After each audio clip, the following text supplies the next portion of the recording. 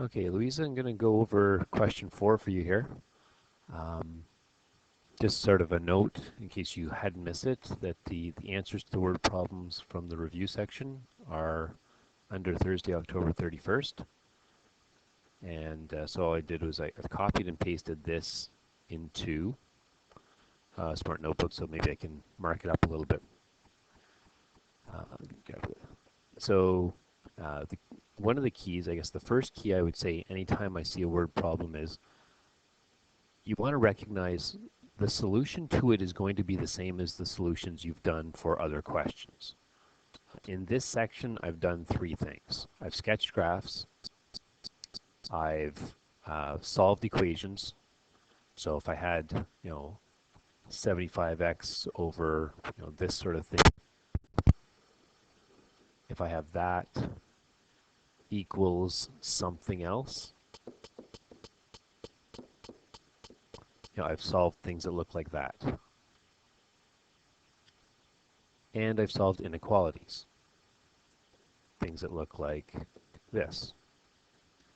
So there's basically been 3 things we've done. Sketch the whole thing, solve something where we have 2 parts with an equal sign, solve something where we have 2 parts with a less than or equal to, or sorry, less than or greater than sign.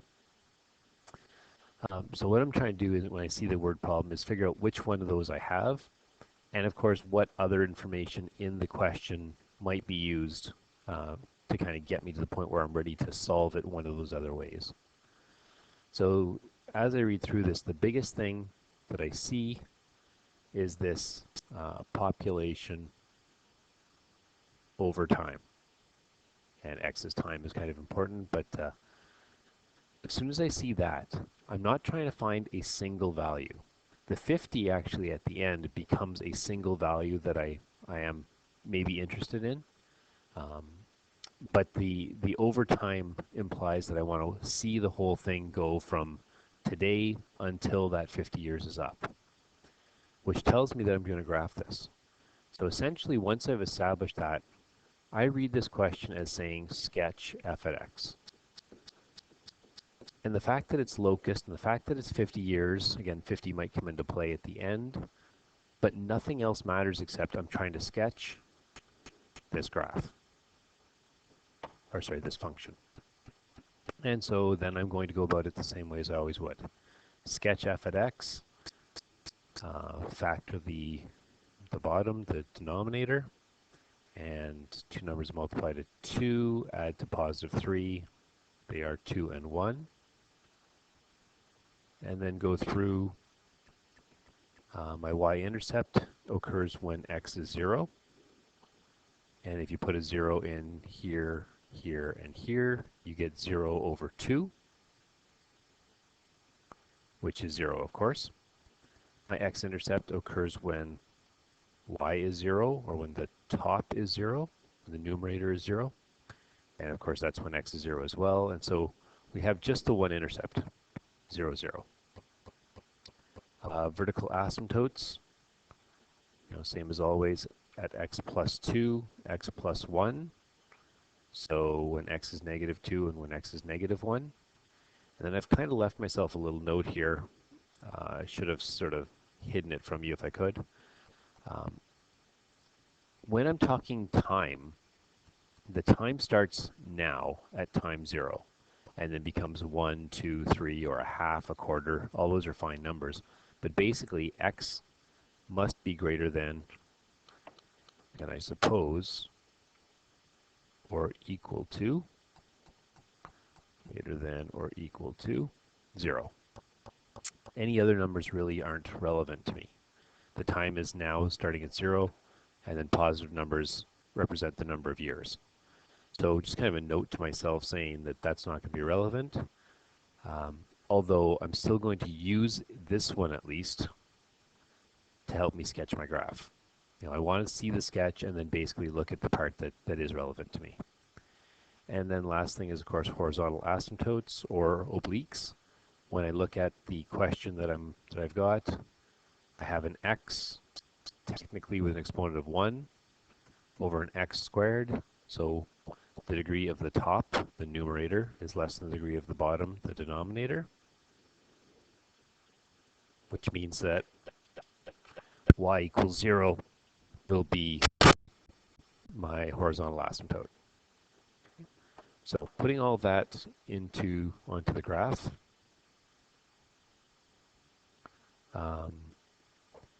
I've sketched in the x -1 part right here. X equals -1.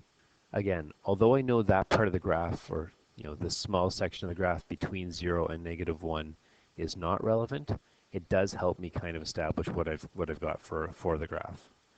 I also know I have a horizontal asymptote at y equals 0. And as we've seen a few times now, we can't forget that horizontal asymptotes and oblique asymptotes, we can pass through them, or we can have values right on them, like the 0, 0 here. It's just that as we get out in the x heads to infinity area, then the y value has to approach the 0.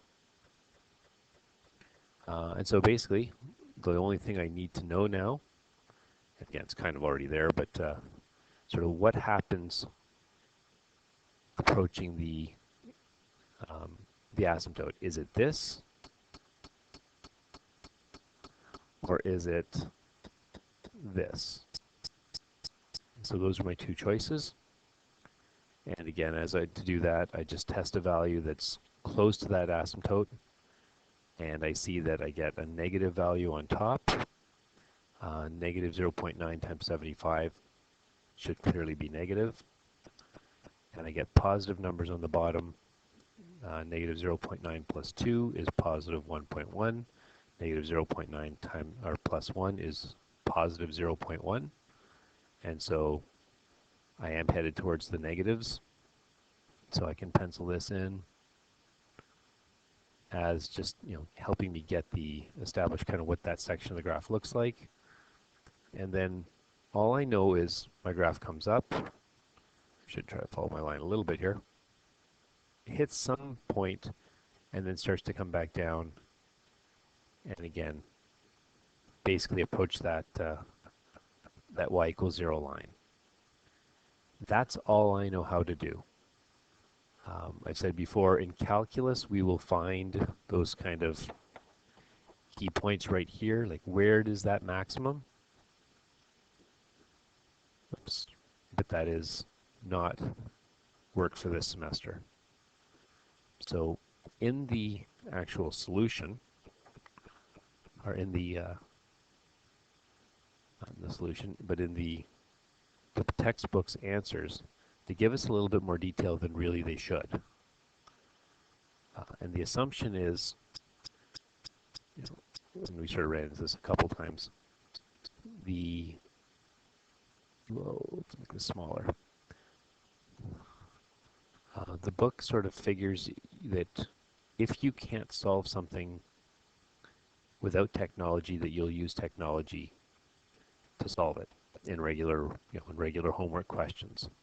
So this information, I don't know if I can highlight or not here, but the 1.75 years and the 1.2 million, that's stuff that we were only going to find if we actually used some sort of technology. Graph it on Desmos, and you can kind of grab the little dot and run it across. Or in a graphing calculator, it works really nicely as well, except we don't really use those very often. Now the other part we can solve. So I could finish this up. I didn't actually in my own notes.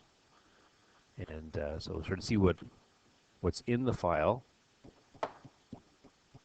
is. So I just sort of made a general comment about the trend. The locust populations increases from some time. But essentially, it starts at 0. So the locust population starts at 0 is what it should probably say. Increases for a little while, and then drops off back down to almost 0. Okay, so the section of the graph that is relevant to us is this section. So starting at 0, it increases for some time and kind of tapers off towards 0. That point there again With technology, we can find at this point. Without technology, we can't. Now, the thing we could have done, or I could have done, was actually finished up, because the 50 years is kind of the end point. It might be nice to know where we end up in 50 years. So essentially, x is 50 is what they're telling me, and I'd like to know what is f at 50 equal to. And so,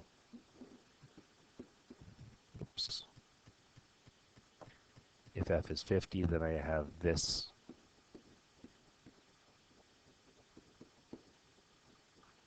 to calculate, and my guess is that that will work out to be the same as whatever the answer on the other page was, although I haven't actually punched it in.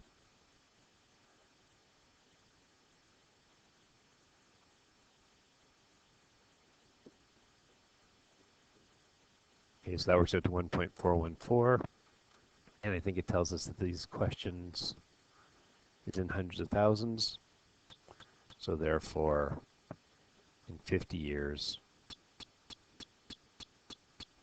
so 100,000 is 141,400 approximately. So if in hundreds of thousands I have approximately 1,400,000 or 141,000, which hopefully population gradually decreased until the end of 50 years when it was 128,000. Well, that's interesting. Did I put some wrong numbers? It's possible I punched that in wrong, but it looks right. That's how we would do it. My guess is maybe it's just not that accurate at that point, although I don't know why it wouldn't be. Interesting. I'll have to look at that after. But as far as how to solve the question, that's how we solve the question. Okay, so again, sometimes a question will give us a little bit of information like that, and you know, you plug it into the appropriate spot. Either they're telling you what the number of years is in this case, or they could have asked me, at what point did f at x get to be a certain number, and you can plug in the number there and solve as well. But the big key here is to recognize that what you do is check it out over time. The only way I can sort of see over time what's going on is to do the sketch and to actually take a look at it and see, oh, it seems like it's going up for a bit, then coming back down. It's tapering off close to zero, but never quite hits it. So not sure how much that's going to help, but the big thing with the word problems is just recognize there are three possibilities in this section. The one I'm going to sketch to solve it. One possibility is I'm going to have an equation that I have to solve, and one possibility is that I'm going to have an inequality. And when I don't see the inequality sign, I don't see a less than sign, I don't see a greater than sign, I can kind of discount that as being one of the choices. If I have to look at a few different choices, probably sketching is what I'm going to have to do. And if they say specifically, tell me when f at x is, or tell me exactly when the population is, then basically I'm going to be solving an equation. Okay, so hopefully that helps a bit. If nothing else, I want you to sort of not panic when you see a word problem, because it's not harder than the regular question.